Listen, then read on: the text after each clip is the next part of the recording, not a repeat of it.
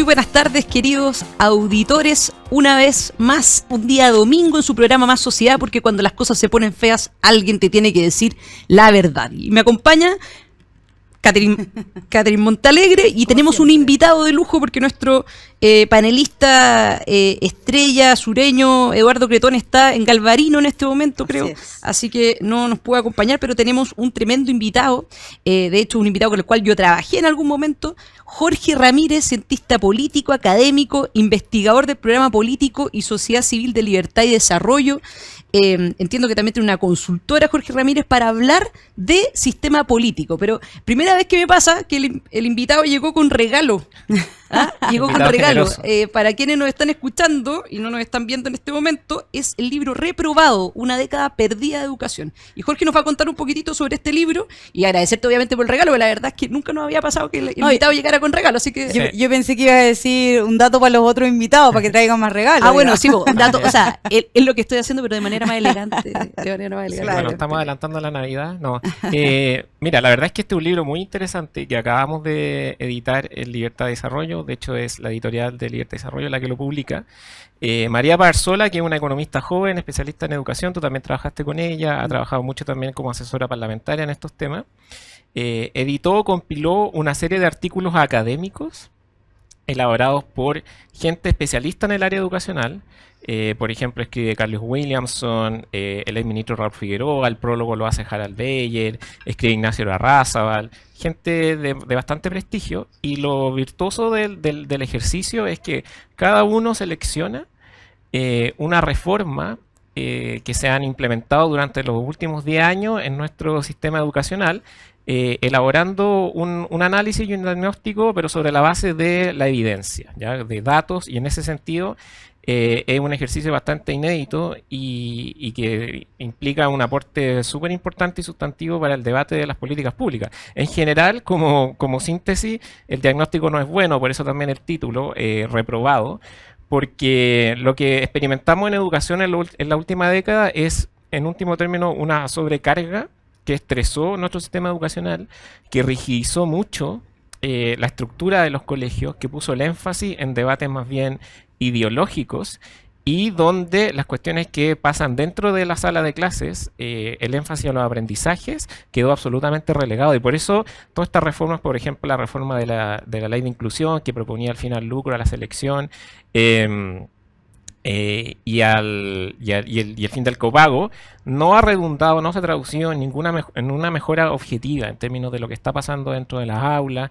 Y en ese sentido, el análisis crítico es muy interesante, porque da cuenta de cómo una comunidad de también académicos e intelectuales y tomadores de decisiones pusieron los énfasis donde no había que ponerlo, y eso implicaba un costo muy severo para todo el sistema educacional chileno. Solo pensemos, por ejemplo, cuánto gasta Chile en financiar, por ejemplo, la educación gratuita en las universidades, y qué hubiera pasado si es que acaso esos recursos lo hubiésemos puesto, por ejemplo, en financiar un programa intenso, bien elaborado, bien diseñado para, por ejemplo, mejorar las habilidades de lectura, o que hoy día es un problema súper educación inicial, ¿verdad? Inicial. No invertir esa plata en educación superior, o bien quienes donde las brechas ya probablemente se producen en términos de aprendizaje, sino que en educación temprana. Totalmente. Hoy día tenemos, por ejemplo, un problema objetivo de analfabetismo funcional, digamos, incluso por la población que ya está trabajando en el mercado laboral, no entiende lo que lee, no es capaz de elaborar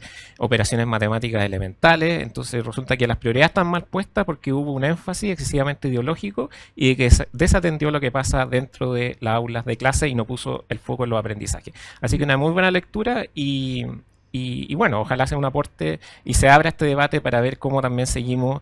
Hoy día es todo un debate si hay que, por ejemplo, retrotraer esta reforma o quizás mejorarla. Yo creo que, y en ese sentido, el libro es un muy buen insumo.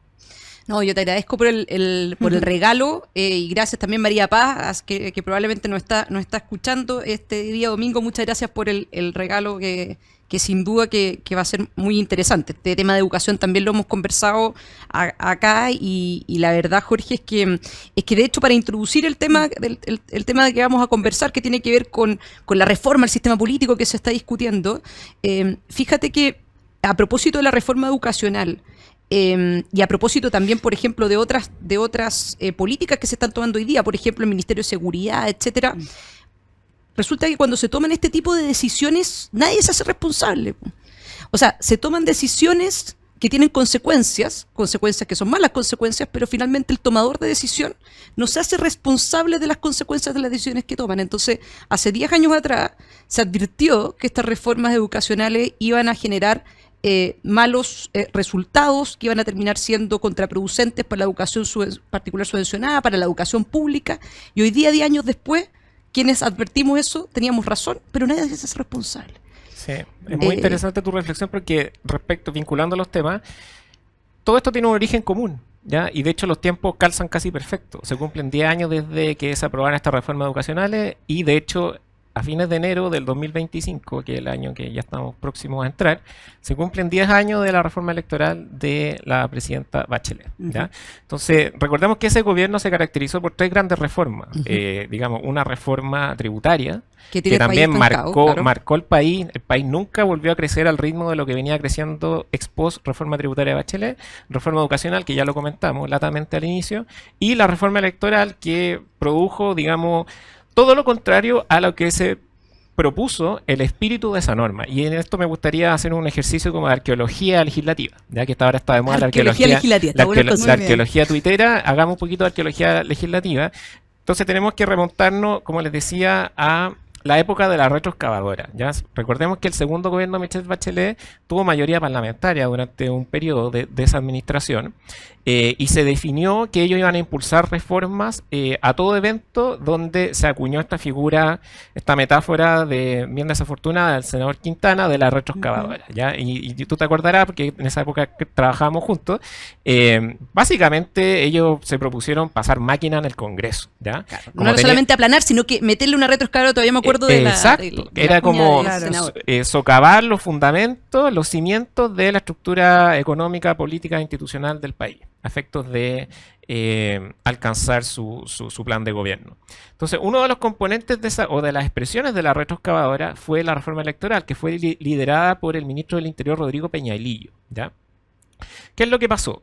Nosotros, en ese entonces de Libertad y Desarrollo, y también una serie de otros organismos, advertimos que esta reforma estaba mal enfocada. ¿Qué es lo que se proponía en la reforma? Y quizá peco de ser coloquial, pero yo creo que se vendió humo, porque se planteó de que se iba a mejorar la calidad de la democracia. De hecho, eso está en el mensaje presidencial.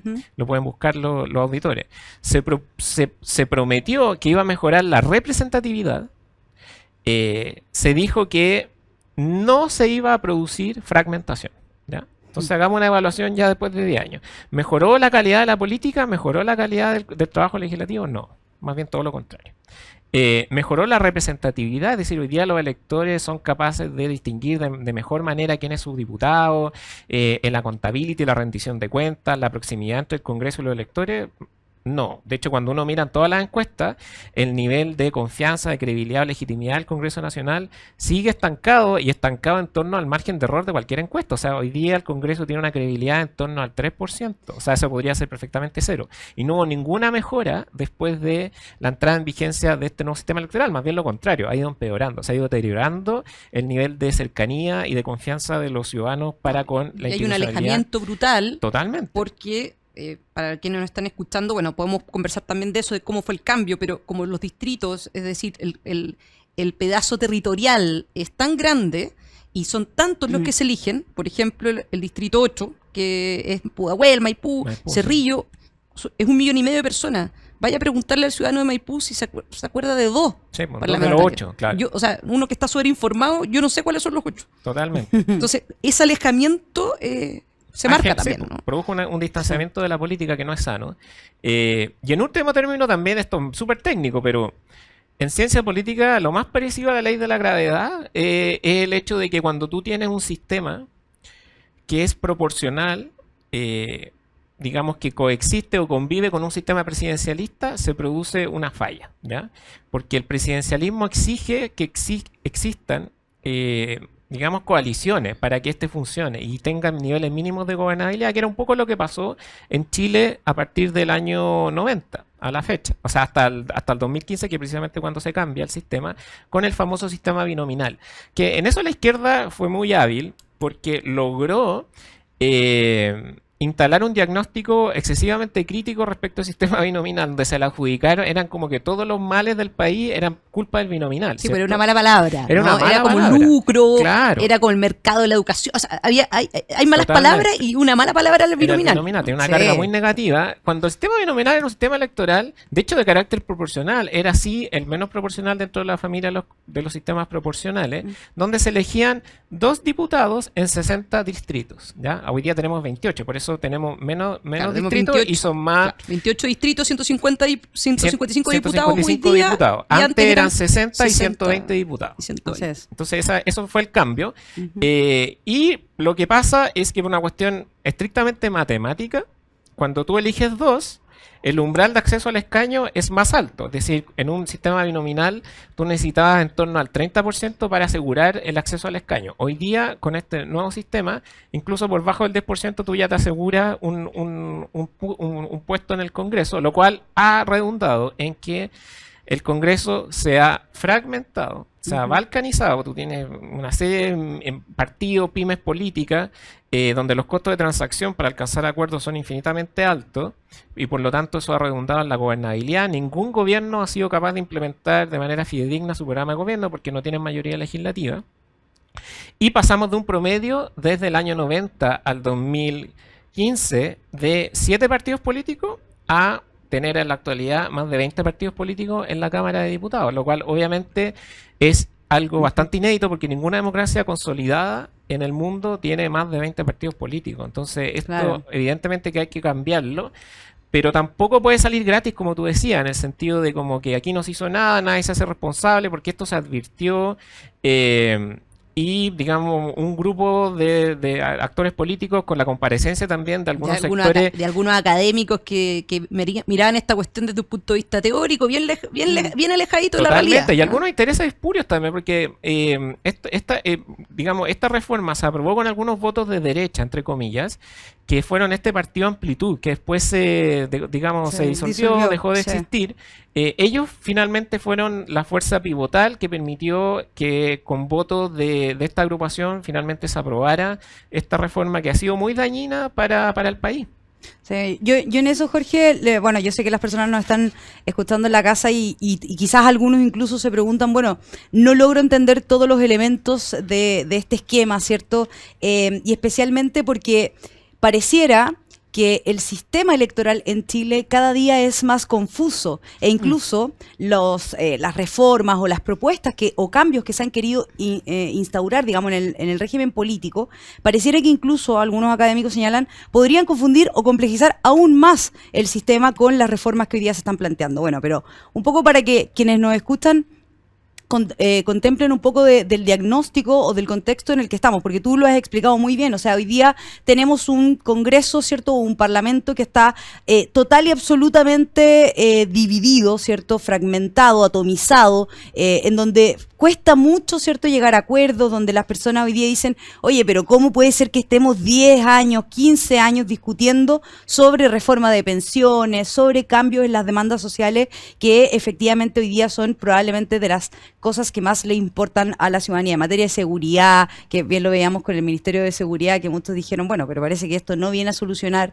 efectivamente los problemas. Y de nuevo alguien no va a terminar pagando las consecuencias de la mala política pública que significa ese ministerio. De la mala política de ese ministerio. Entonces, en ese sentido, cuando tú dices, bueno, esa misma falta de acuerdos que provoca también la deslegitimidad por parte de los ciudadanos en los partidos políticos, en las instituciones, en el Congreso, hoy día plantea grandes desafíos y los desafíos son efectivamente que no hay ninguna otra reforma en cuanto al fondo, digamos, salud, educación, vivienda, etcétera, que sea más importante que la reforma del sistema político, porque de lo contrario, si no logramos, digamos, reformar el sistema político, no se van a poder dar grandes acuerdos, ¿cierto?, sobre las materias importantes que hoy día Chile tiene que debatir. Entonces, en ese sentido, a mí me gustaría saber tu opinión de qué es lo que se está planteando hoy día y si crees que va a solucionar el problema, porque se ha dicho por muchos académicos también que la fragmentación, si bien se arroga al proyecto de el proyecto, digamos, que se aprobó con la reforma electoral del 2015 con Michelle Bachelet, sería el gran causante de la fragmentación política hoy día, también podrían existir multicausas, es decir, que tiene varios factores que producen hoy día esa fragmentación. Entonces, hoy día se propone, para quienes nos escuchan, se propone una reforma, ¿cierto?, de establecer un umbral electoral del 5% y al mismo tiempo también la pérdida del escaño por renuncia, ¿cierto?, de un parlamentario que estando en un partido político, que sale electo por ese partido, luego renuncia, que en cierta manera lo que se quiere atacar con los díscolos y todo esto lo que hemos visto en el último tiempo. Entonces, estas dos propuestas al menos, y otros tantos pequeños detalles que también tiene la reforma, pero ¿solucionan definitivamente el problema de la fragmentación o se requiere una reforma más contundente? Veíamos a Natalia González también hace unos días señalando que le parecía un poco tímida la propuesta, pero en ese sentido me gustaría saber como tu opinión de la reforma, de lo que se viene con el acuerdo del Senado. Ahí aguantemos la respuesta para la pausa porque se nos pasó volando el primer bloque, espérenos un minuto.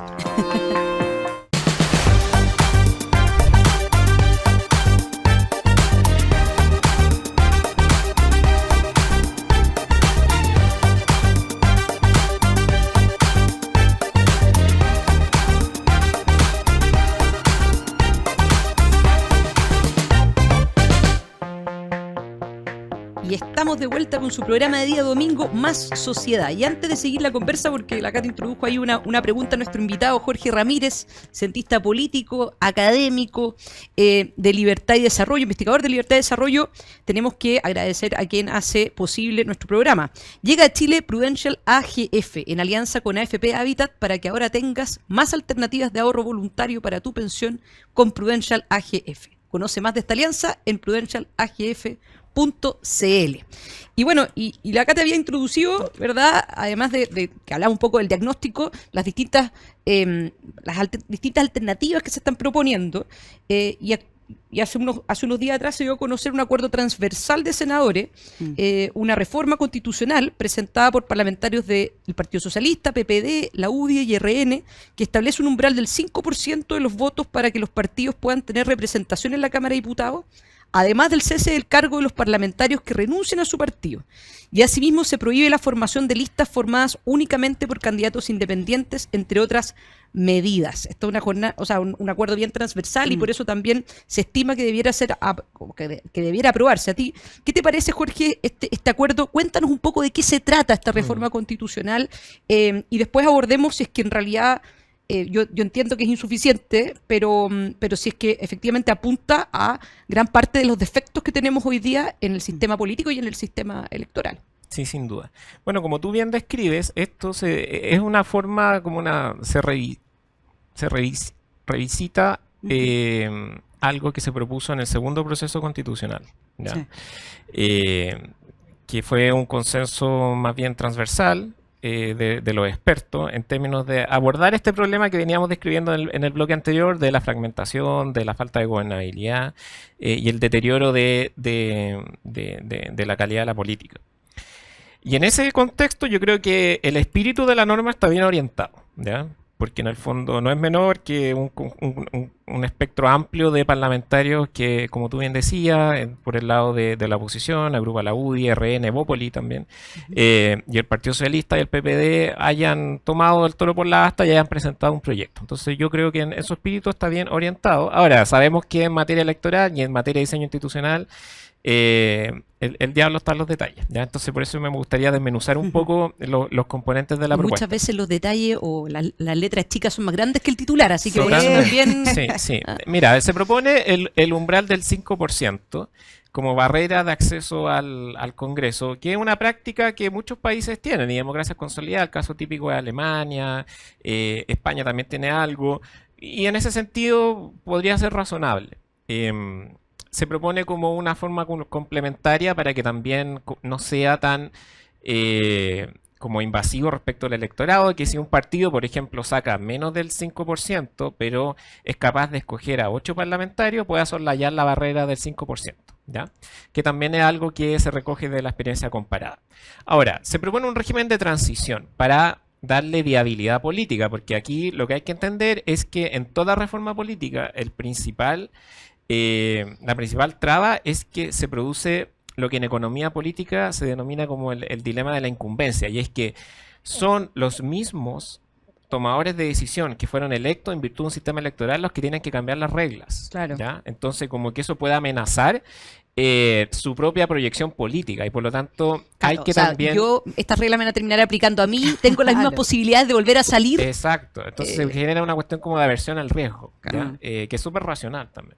Entonces, para suavizar ese riesgo o atenuar el impacto tipo shock que esto podría producir, en términos de dejar a muchos actores políticos fuera del tablero, chiquititos, partidos chiquititos, regional, etcétera, lo que se propone es para el ciclo electoral que viene, es decir, el 2025, que la barrera no sea del 5, sino que sea del 4, que parece razonable, y que la otra fórmula para soslayar la barrera de, en este caso, el 4, sea ya no elegir 8, sino que elegir 4 parlamentarios. ¿Ya? O sea, si un partido elige 4 parlamentarios, claro, ya podría entrar, aunque no tenga, claro, aunque no tenga, no cumpla con el requisito del 4%.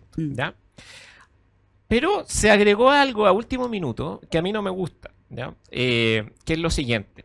Hoy día los partidos efectivamente se pueden fusionar, ¿ya? Hoy día la legislación lo permite.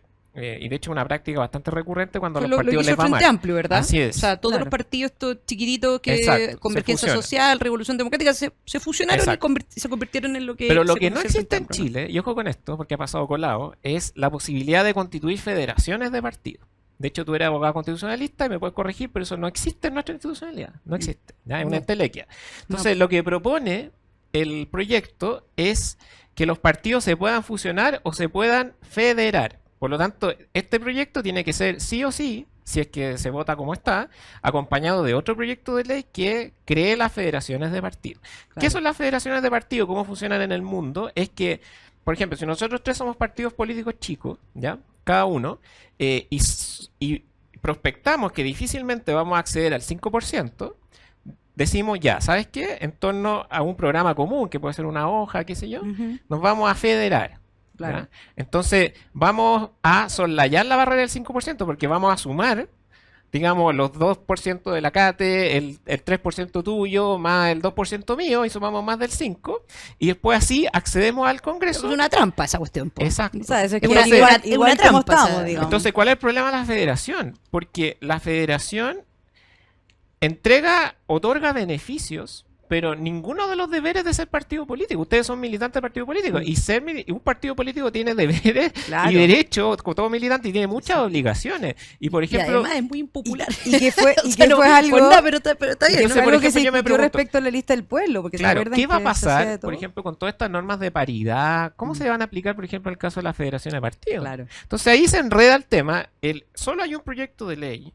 Y esto es para los más ñoños, los que les gusta el tema legislativo. No te preocupes, acá soy un nerd en este que programa, se ha presentado respecto a las federaciones de partidos y sospecha, o sospechoso, el parlamentario que presentó este proyecto de federación de partidos políticos es Jaime Mulet, que es como el niño símbolo de las pymes políticas, porque él ha constituido una serie de partidos regionales. Partió la DC, después se fue al PRI y después creó el Verde Regionalista Verde Social, que ahora es la Federación Regionalista Verde Social. O sea, ya le contamos 4. Un emprendedor, le podríamos decir. Un emprendedor de los partidos. Así es. Entonces, él es un poco el autor intelectual de esta idea de la federación que a mí no me gusta porque de partida no existe. ¿Ya? Entonces me parece un tanto irresponsable proponer algo que no existe en nuestra institucionalidad, o si no, sincerar que esto debiera ser aprobado. La otra norma, lo otro que se busca combatir es el tema del discolaje o el transfugismo. Vale. O sea, ya llevamos dos cosas, ¿verdad? El umbral, que tiene todo el sentido, está la federación y está, yo lo de la federación no había tomado, no, es una trampa esa cuestión, o sea, ojalá que no ojalá que se depure, que se corrija. Y está el discolaje. Está el tema del discolaje, que este es un debate súper interesante, porque efectivamente hoy día hay un problema objetivo en términos de que los partidos han perdido esa capacidad relativa de control sobre sus bancadas, ¿ya? Por una serie de fenómenos que son mucho más complejos y que no viene al caso hacerse cargo en esta instancia. Entonces lo que se propone es como el camino simple, pero en esto lo simple no siempre es lo mejor, ¿ya? Entonces se propone que un parlamentario que fue electo por un partido y que renuncia a la militancia pierda el escaño, que es una medida súper intensa, ¿ya? Sí, bien gravosa, digamos. Súper intensa. Entonces, esto tendría pleno sentido si es que en Chile, desde mi punto de vista, votáramos por un sistema de lista cerrada que se llama, ¿ya?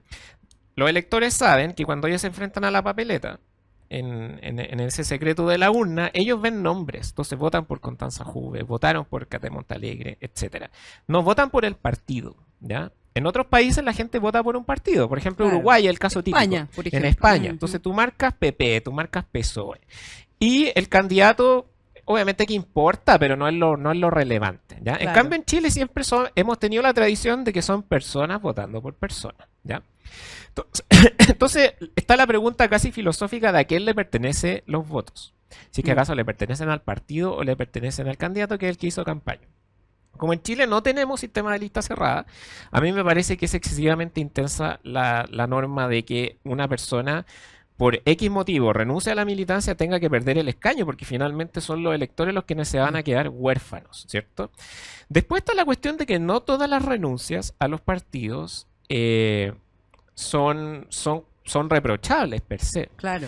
Hagamos un poquito de política ficción que no es tan inverosímil, ya no es tan ficción. Imaginemos un caso, un partido, su cúpula dirigencial está involucrada en casos de corrupción, ¿ya? O ha sido cooptada por fenómenos como el crimen organizado que pasa en otras democracias, basta ver México, Ecuador, Colombia, etcétera. Y lamentablemente en Chile ya no estamos tan ajenos a esa realidad, ¿ya? O sea, hemos visto hartos casos Uno en que el otro último convenio, rato. una que otra Sí. fundación Exacto. por ahí Entonces, por allá. imagínate un parlamentario que es militante de un partido y fue Un electo por ese, llamado ahí, Carabineros de Chile. que fue electo por ese partido, pero él no es corrupto. ¿Ya? Él no es corrupto y de hecho quiere cambiar esas malas prácticas desde dentro del partido. Pero finalmente no puede, por X motivo. ¿Ya? Lo intenta, no puede y no le queda otra opción que renunciar. Resulta que va a perder el escaño. O sea, esto es como una película donde podrían ganar los malos, no siempre los buenos. Pongo Claro. otro ejemplo concreto. Ustedes que estuvieron bien involucrados en el primer proceso constitucional, hubo un sector de la centroizquierda que cruzó el Rubicón y fue capaz, yo creo que con mucha valentía, de abrazar la opción rechazo. ¿Ya? Contra todos los constreñimientos institucionales y la tradición política, ellos optaron por el rechazo y de hecho como que existió esa etiqueta centroizquierda por el rechazo, cuya expresión como más nítida es, por ejemplo, el hecho de que la senadora Jimena Rincón haya renunciado a la democracia cristiana, al igual que Matías Walker, ¿ya? Nadie podría negar que esa renuncia tuvo un efecto político. Y ellos han sido actores relevantes en términos de la discusión parlamentaria. Resulta que con esta norma ellos habrían perdido el escaño. Entonces yo creo que hay que darle una vuelta. No siempre lo que parece más simple o el camino lo más efectista es lo mejor. Claro. Uno podría combatir el problema de la falta de disciplina del discolaje a través de otros instrumentos, como por ejemplo que existan sanciones para que estos personajes que renuncian a los partidos y van iterando de partido en partido tengan alguna sanción en términos, por ejemplo, de la imposibilidad de constituir bancada. Las bancadas, esto se conoce poco, pero las bancadas son súper importantes en el trabajo cotidiano del día a día del Congreso. Claro. Incluso los minutos en el hemiciclo se asignan en función Sí. de la pertenencia o no a la bancada. Tienen también una serie de beneficios a través de la canalización de los recursos de asesoría. Entonces uno podría apretar un poquito esas perillas por ahí para explorar si es que acaso se puede mejorar el fenómeno este del discolaje, en lugar de abrazar acríticamente esta norma que a mí me parece excesivamente intensa en términos de darle quizá, los partidos políticos, y con esto cierro, son importantes. Todas las Sí. democracias liberales funcionan sobre la base de la representación con partidos políticos sólidos, pero también caer en un monopolio de la democracia de los partidos también es peligroso. Claro. Yo creo que hay que alcanzar un justo equilibrio, un justo medio entre dotar a los partidos de más herramientas para que puedan ejercer su desempeño y sus funciones, pero tampoco concentrar esto en el monopolio de los partidos políticos, porque eso es bastante poco liberal, ajeno a lo menos a la tradición política de lo que ha sido la centro-derecha en Chile, Claro. donde siempre la opción de ser independiente es un camino válido, Sí. digamos. Entonces yo creo que vale la pena darle una vuelta a esta norma. Jorge, yo ahí te quería hacer una pregunta porque efectivamente tú señalas darle más herramientas a los partidos para que puedan hacerse cargo del discolaje, de un poco de lo que está pasando hoy día en los partidos, que pareciera que muchas veces no se sabe cuál es el proyecto que tienen, cuál es el proyecto programático, cuáles son las líneas de acción, qué es lo que piensan. No sé, es más, muchos comentan que en la política de los años 80, o sea, 90, como que de la concertación, tú veías que en cierta manera los partidos eran súper claros, como que tú sabías cómo iba a votar la UDI, tú sabías cómo iba a votar el PS, etcétera, y hoy día como que eso ya no está tan nítido. Entonces, mi pregunta va un poco por ese lado, y quizás la Connie también nos puede complementar, de qué pueden hacer los partidos, nosotros que creemos en más sociedad, ¿cierto? Las organizaciones, que estén más fortalecidas, que hoy día pueden mostrar, digamos, resolución en cuanto, por ejemplo, a cómo elegir a sus candidatos. ¿Por qué eligen tantas veces darles espacio, por ejemplo, a muchos más independientes, o independientes que, está bien que sean independientes, pero que no comparten mucho del ideario, etcétera, etcétera? ¿Cuáles herramientas crees tú o instrumentos podrían hoy día utilizar los partidos sin un cambio de legislación, sin una reforma tan, digamos, grande, pero sino con las herramientas que existen hoy día de controlar un poco esto del discolaje, del orden de partido, de un poco de los partidos más programáticos que alguna vez vimos? Yo te complemento la pregunta de la Cate, Jorge, con otra cosa. Yo comparto contigo el tema del discolaje. Yo creo que entiendo cuál es el problema, que tiene que ver con la disciplina, finalmente. ¿Ya? O sea, una persona que vota por un candidato que es de un determinado partido político, tú asumes que va a actuar de una determinada manera. Por ejemplo, tuve un ejemplo que ni siquiera tiene que ver tanto con o sea, tiene que ver con principios, pero no tan morales como, por ejemplo, sería, no sé, por el caso del aborto. ¿Ya? Claro. Pero, por ejemplo, el tema del retiro del 10%. El libro previsional, claro. Si yo voto por un determinado candidato, un determinado partido, yo estoy asumiendo que esa persona va a votar en contra de esa medida. Entonces uno dice, bueno, ¿por qué un partido que debiera ser prístino en eso, que no lo es, porque hay algunos que votaron en contra, otros que votaron a favor? Entonces uno entiende que tiene que haber algo y que tiene que haber disciplina partidaria, pero el punto es de que para abordar un determinado problema existen distintas maneras de poder abordar ese problema, y esto pareciera ser, claro, una medida gravosa y que además puede terminar generando consecuencias que no son precisamente las buscadas. Claro. Entonces, ¿qué otra medida que de verdad sí pueda apuntar, puede ir en la línea de la disciplina sin tener que caer en esto? Porque yo comparto contigo de que no solamente es gravoso, sino que además se genera un problema que incluso puede ser mayor a lo que tú señalas. Por ejemplo, el tema de casos de lo que comentabas de casos de corrupción. Renuncia el candidato, o sea, perdón, la autoridad, pierde el escaño, y resulta que quien después tiene que nombrar el mismo partido. Sí. Entonces, pues decía yo, ganan los malos. O sea, al final claro. Y la deslegitimidad que generáis por la ciudadanía. Sí. Claro, pero ¿qué otras herramientas que sí se podrían abordar y que no caen en esta experiencia, en el fondo, o en esta consecuencia, sí podría aportar para la disciplina partidaria? Claro, mira, yo creo que acá es súper importante recalcar que la militancia, que es algo que es valioso, ¿ya? Yo soy independiente, nunca he militado en un partido político, pero sí admiro mucho a las personas que toman ese compromiso. La militancia se tiene que sostener sobre la base de la adhesión en principios y en un ideario, ¿ya? No en estas fórmulas como de camisa de fuerza, ¿ya?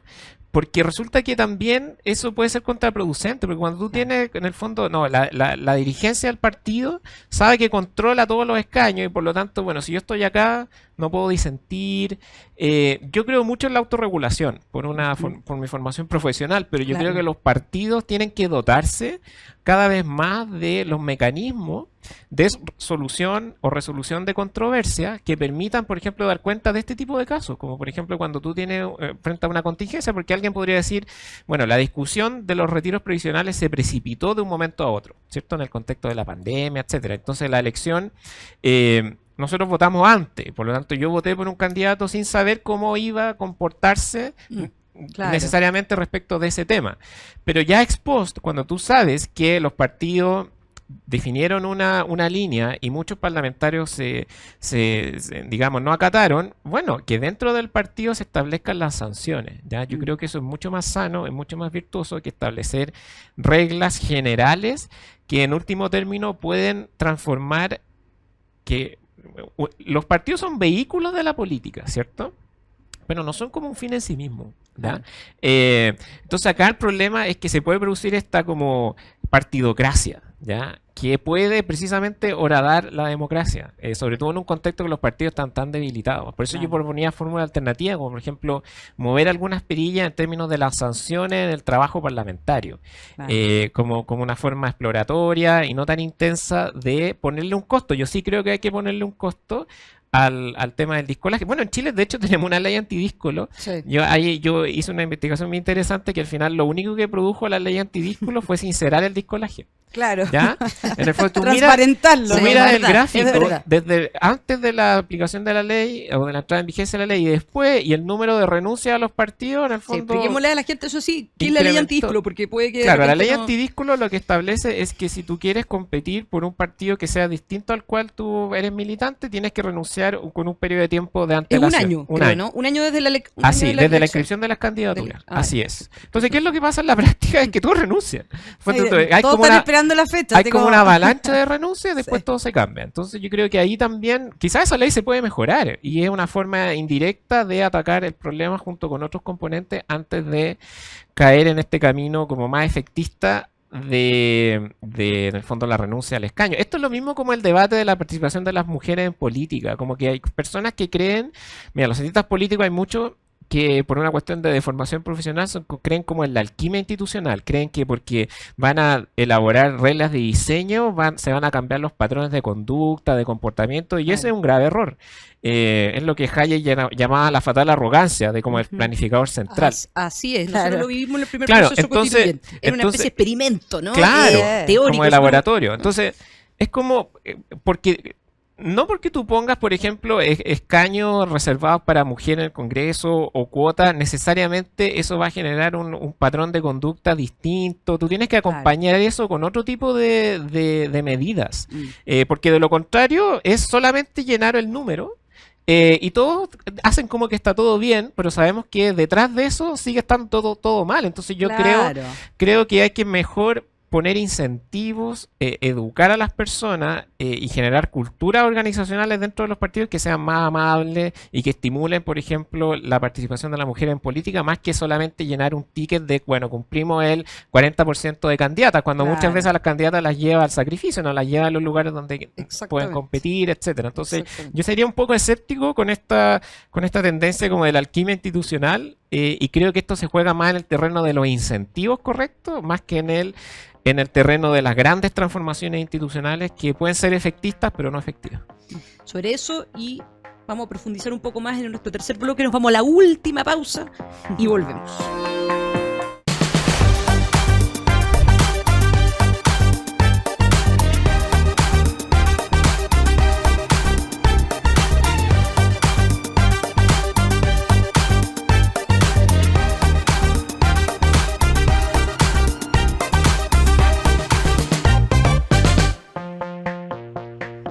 Y estamos de vuelta en el último bloque de su programa Más Sociedad. Y estamos conversando con Jorge Ramírez sobre la reforma al sistema político que se anunció, este acuerdo transversal por parte de los senadores. Ya desmenuzamos un poco las letras chicas, ¿verdad?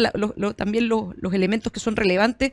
Pero hay una crítica que yo he escuchado mucho por parte de diferentes actores públicos, Jorge, respecto de la oportunidad en la que se presenta. Se dice, bueno, esta reforma del sistema político, en vez de preocuparnos de la urgencia, estamos reformando el sistema político para los políticos. ¿Qué te parece esa crítica a ti? No, yo creo que es reduccionista. Yo creo que, a ver, hay que pensar esto el Congreso como un engranaje, en el fondo, no, como bien decía la Cate, tú no puedes avanzar en reformas sociales, porque las reformas sociales se tienen que pasar por el Congreso, y si tú tienes un Congreso donde los engranajes no funcionan, se estancan esas discusiones. Y es lo que hemos visto en el último tiempo, donde no hay posibilidad de avanzar en determinada agenda, quizás con la única excepción del tema de seguridad, que eso sí ha logrado avanzar un poco con estos fast track y etcétera. Entonces creo que sí es importante mejorar los problemas objetivos que hoy día tenemos en el Congreso Nacional, y se ha abierto un espacio como una ventana de oportunidad, se habla en política, para alinear un poco los incentivos y avanzar. Ahora, yo sí creo, y tengo una posición un poquito más crítica de las personas que dicen que porque se produjo el acuerdo no se puede establecer ningún tipo de crítica al acuerdo, ¿ya? Sí, lo veíamos. Claro, porque en el fondo esto tampoco Sal es de como, mi acuerdo. claro, es como que esto haya caído del cielo Claro. y sea, digamos, que sea perfecto. Claro. Todo es perfectible. Parte del trabajo legislativo pasa porque esto Y los se propios tramite- senadores lo han dicho. Ya, se la tramita en las senadora Lucen Sperger, comisiones. que la tuvimos de hecho durante la semana, perdón, un segundo, de hecho decía, a mí me habría gustado una reforma mucho más ambiciosa, pero evidentemente también, y también con otros elementos, pero obviamente que parte del acuerdo tiene que ver con llegar a ciertos mínimos, lo que se logró nomás. Y hay roles distintos. Por ejemplo, no sé, nosotros el desarrollo, si bien hacemos asesoría parlamentaria, pero no somos parlamentarios y estamos llamados a advertir cuestiones que estimamos que son de principio. Por ejemplo, advertir este tema de la renuncia del partido, o también recordar que al final la manera más eficaz y directa de combatir el problema de la fragmentación es disminuyendo el número de parlamentarios que se eligen por distrito, ¿ya? Eso es una cuestión matemática. O también abrir otros debates que son interesantes, como por ejemplo el financiamiento público de la política, ¿ya? En Chile, hacer partidos políticos se ha transformado en un negocio bastante lucrativo, ¿ya? Y esto no sea sincera, pero es así. Por eso hay tantas personas que arman partidos, porque reciben financiamiento público. En Chile hay financiamiento electoral a campañas, que funciona contra voto, pero también hay un sistema de financiamiento permanente y público a la política que está bien. Si hay partidos políticos que tienen una tradición, que tienen votos y que son un aporte, obviamente que necesitan recursos para financiar ese trabajo, porque esto es una reforma que surgió después de el caso Penta. De esos casos de SQM y Penta, y lo que se hizo fue impedir el aporte de las personas jurídicas a la política y solo de personas naturales o del Estado, ¿ya? Entonces, eso también ha generado algunos incentivos perversos. Por eso siempre el diseño institucional hay que ponerse en todos los escenarios y ver los potenciales efectos negativos. Y yo creo que efectivamente hoy día hay muchas pymes políticas, hay gente que está usando la política no como un acto de representación de ideas, sino como una forma también de allegar recursos, ya que es una cuestión, creo, puede ser problemática. Oye, yo estoy total y absolutamente de acuerdo contigo, Jorge. No sé si ustedes han acuñado este término o viene de algún académico, pero lo de los partidos pyme lo encuentro brutal. O sea, en verdad, personas que están dedicadas a formar agrupaciones, ¿cierto? Que atomizan totalmente el espectro político para efectivamente tener un financiamiento constante, o sea, anual, para tanto como partido como para las campañas. Y tú ves que de repente, o sea, sacan un representante, o sea, tienen un representante o dos, no constituyen tampoco con una propuesta sólida, programática para el país. O sea, claro, así como yo soy mi partido, digamos. O bueno, uno a veces se pregunta también, ¿por qué este candidato presidencial va una y otra vez como candidato? Sí. O sea, ese tipo de cosas llaman la atención porque efectivamente uno pareciera denotar nuevamente una clase de abuso con el sistema, con el financiamiento electoral, etcétera, y eso obviamente genera por parte de la ciudadanía otro tipo de descontento, otro tipo de desconexión o por lo menos lejanía con estas personas que utilizan para mal, digamos, las reglas o las instituciones que hoy día tenemos a nuestra disposición en el régimen político. Entonces, en ese sentido, creo yo que efectivamente es una buena noticia que estemos hablando de régimen político, porque si ustedes me preguntan, o sea, como de todos los temas que hoy día están en la agenda pública, en el debate público, probablemente para el común de los ciudadanos o para quienes hoy día han esperado, digamos, resolver algunos problemas en los procesos constitucionales, que fueron varios, yo creo que de los más atractivos quizás no es el régimen político el más atractivo, porque es difícil de entender, porque tiene muchas aristas, porque se han generado múltiples... No es tan sexy, digamos, hay muchas soluciones además en discusión, o sea, y no solo los dos procesos constitucionales, sumémosle la comisión experta, o sea, no, es un tema complejo, pero sí me alegra que se esté avanzando y yo espero que prontamente también podamos ver que ese gran acuerdo se produzca, pero también encuentro que es muy claro lo que dice Jorge, o sea, está bien que se esté hablando de esto, necesitamos una reforma, pero no cualquier reforma, o sea, y tampoco para quedar igual con estas trampas de las cuales hablamos. Si tenemos la oportunidad de hacerlo, hagámoslo bien. Claro. Porque si no, quizá, no sé, hay una ventana de oportunidad que probablemente se va a ir estrechando en la medida que nos vamos acercando precisamente a las elecciones. Y quizás este puede ser un tema no tan sexy como bien ustedes dicen, pero sí muy fundamental y emblemático del próximo gobierno. Como una cuestión que se defina de que se va a abordar el tema más de raíz. Y ahí yo creo que estos debates que son interesantes, estas conversaciones respecto de, por ejemplo, hay que elegir 8 diputados por distrito, quizás, ¿por qué no elegir 4, 3 y acercar a la gente a la política? ¿Estamos dispuestos a seguir pagando con cargo a rentas generales cualquier digamos, aventura política de algún caudillo, porque eso cuesta plata, digamos, y se paga con cargo a los impuestos de todos los chilenos. Y sabemos que hoy día la situación económica es diferente, es mucho más adversa, las arcas fiscales estamos en una situación de deuda, entonces Claro. nos podemos dar ese lujo, entre comillas. Yo creo que es importante que se hable de estos temas, y hay un falso dilema en términos de que hablar de estos temas no necesariamente implica conspirar en contra de la presentación de este tipo de iniciativas. Yo creo que algunos actores lo han tomado como de manera negativa, en términos de que no se puede comentar nada, hay que pasar esto rápido en el Congreso para que se apruebe. Yo creo que esa no es la mejor forma de abordar los temas en el terreno legislativo. Es un primer paso, y está perfecto que se dé ese primer paso. Cualquier cosa que sirva para arreglar, o que vaya en la línea quizás de arreglar el desastre de sistema, de combinación de factores que tenemos hoy día en materia de sistema político, yo creo que es positivo. Así que nos quedan 3 minutos. Uy, Vamos a pasar al último bloque, que, Jorge, es muy simple el último bloque, es la hora de la verdad, donde tú tienes 1 minuto para decir lo que tú quieras, todo lo políticamente incorrecto, así que adelante, el micrófono es tuyo. Ahí de hecho lo están proyectando ahí, la hora de la verdad, 1 minuto para cada uno. No, perfecto. Yo estoy preocupado porque en Chile se ha instaurado una cuestión que yo creo que culturalmente es muy negativa, y es que cualquier problema que existe en la sociedad se resuelve con la creación de un ministerio, ¿ya? Cuando uno mira en general, por ejemplo, los países de la OCDE, Chile tiene más ministerios que el promedio de los países de la OCDE, ¿ya? Estamos hablando Creo que es el segundo, después de Canadá, perdón. Así es. Sí. Con este serían 26, creo. 25, sí. 25, el número de ministerios.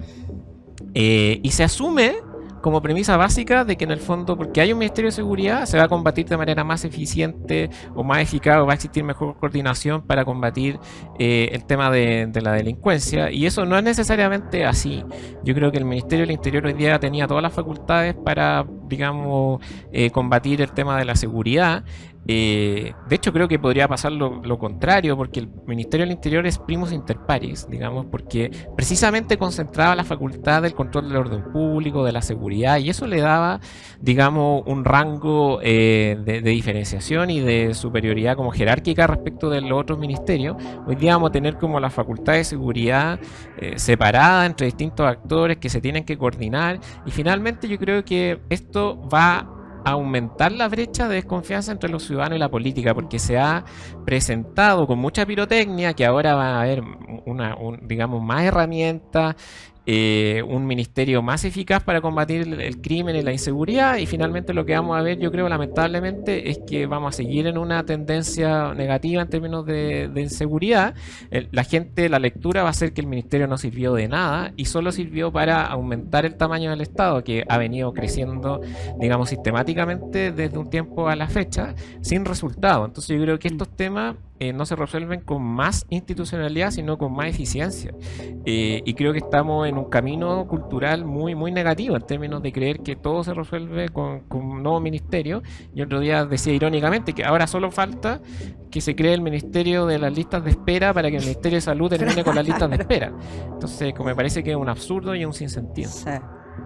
Oye, yo solo complementar cortito lo que decía Jorge. Yo estoy total y absolutamente de acuerdo. Es más, creo que se ha instaurado en Chile una cultura de jugar con las expectativas de las personas. O sea, hoy día no tiene costos el caudillismo, en cierta manera prometer cosas que se sabe, técnicamente, que no se van a poder cumplir, y eso lo hemos visto desde el gobierno hasta parte de la oposición también, y la verdad es que yo le hago un llamado en verdad a las personas que hoy día se quieren dedicar a la política, que si lo van a hacer, lo hagan con la convicción de hacer política con la verdad, porque creo que una de las cosas que tiene a la ciudadanía cansada y por lo tanto también desarraigada o desafectada de la clase política, que no me gusta mucho ese término, pero de la política, es efectivamente que han perdido la confianza en los liderazgos, en las promesas que se le han planteado, etcétera, etcétera. Entonces, solo decir que la política se define como el arte de lo posible, y por lo tanto